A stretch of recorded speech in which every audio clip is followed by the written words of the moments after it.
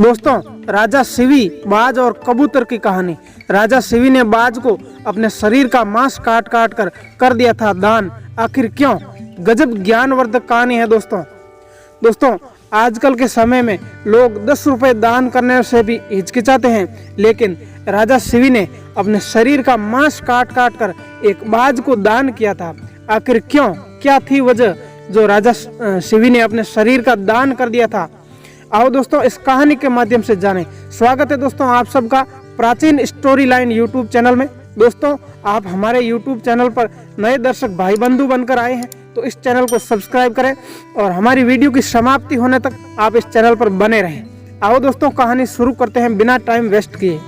सिन्नर राजा के पुत्र महाराज शिवी बड़े ही दयालु और शरणागत थे। एक बार राजा एक महान यज्ञ कर रहे थे।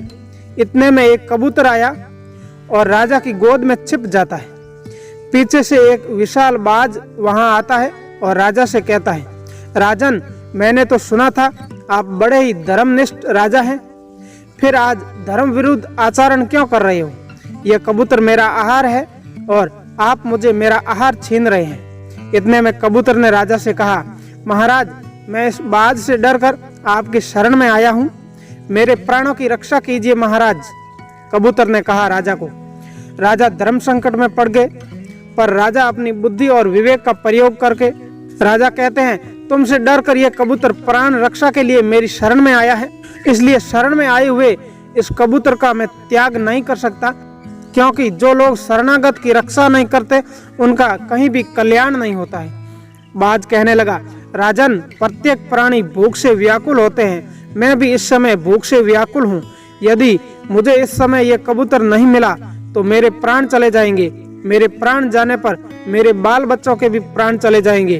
हे राजन, इस तरह एक जीव के प्राण बचाने की जगह कई जीव के प्राण चले जाएंगे। राजा कहने लगा, शरण में आए हुए इस कबूतर को तो मैं तुम्हें नहीं दे सकता, किसी और तरह तुम्हारी भूख शांत हो सकती है तो बताओ, मैं अपना पूरा राज्य तुम्हें दे सकता हूँ, पूरे राज्य का आहार तुम्हें दे सकता हूँ, अपना सब कुछ तुम्हें दे सकता हूँ, पर यह कबूतर तुम्हें नहीं दे सकता। बाज कहने लगा, हे राजन, यदि आपका इस कबूतर पर इतना ही प्रेम है तो इस कबूतर के ठीक बराबर का तोल कर अपना मांस मुझे दे दीजिए, मैं अधिक नहीं चाहता हूँ। राजा ने कहा, तुमने बड़ी कृपा की, तुम जितना चाहो उतना मांस मैं देने को तैयार हूँ। यदि इस शरीर प्राणियों के उपकार में काम न आए तो प्रतिदिन इसका पालन पोषण करना बेकार है। हे बाज, मैं तुमके कहे अनुसार ही करता हूँ। यह कहकर राजा ने एक तराजू मंगवाया और उसमें एक पलड़े में उस कबूतर को बैठा दिया और दूसरे में अपना मांस काट काट कर रखने लगे। उस कबूतर के साथ तोलने लगे। कबूतर की रक्षा हो और बाज के भी प्राण बचे, दोनों का दुख निवारण हो, इसलिए महाराज शिवी अपने हाथों से अपना मांस काट काट कर तराजू में रखने लगे। तराजू में कबूतर का वजन मांस से बढ़ता ही गया।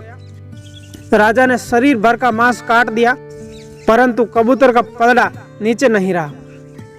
तब राजा स्वयं तराजू पर चढ़ गए। जैसे ही राजा तराजू पर चढ़े वैसे ही कबूतर और बाज दोनों ही अंतर ध्यान हो गए और उसकी जगह इंद्र और अग्निदेव प्रकट हो गए। इंद्र ने कहा, राजन, तुम्हारा कल्याण हो, और यह जो कबूतर बना था यह अग्नि है। हम तो तुम्हारी परीक्षा के लिए आए थे। तुम्हें जैसा दुष्कर कार्य किया है वैसा आज तक किसी ने नहीं किया है। जो मनुष्य अपने प्राणों को त्याग कर भी दूसरों के प्राणों की रक्षा करता है वह परम धर्म को प्राप्त करता है। अपना पेट भरने के लिए तो पशु भी जीते हैं, पर प्रशंसा के योग्य जीवन तो उन लोगों का है जो दूसरों के लिए जीते हैं। इंद्र ने राजा को वरदान देते हुए कहा, तुम चिरकाल तक दिव्य रूप धारण करके पृथ्वी का पालन कर अंत में भगवान के ब्रह्मलोक में आओगे। इतना कहकर वे दोनों अंतर ध्यान हो गए। दोस्तों, भारत वह भूमि है जहाँ राजा शिवी और दधीची जैसे लोग अवतरित हुए थे, जिन्होंने परोपकार के लिए अपना जिंदा शरीर दान कर दिया था। और एक हम लोग हैं, जिंदे की तो बात छोड़िए, मरने के बाद भी अंगदान नहीं करते हैं। दोस्तों, मरने के बाद ये शरीर कूड़ा हो जाता है, इसमें से बदबू उठने लगती है। घर और परिवार के लोग इन्हें जल्द से जल्द घर से बाहर ले जाने को कहते हैं। अगर वह शरीर काम का होता तो वह आपको जलाए या गाड़ते क्यों?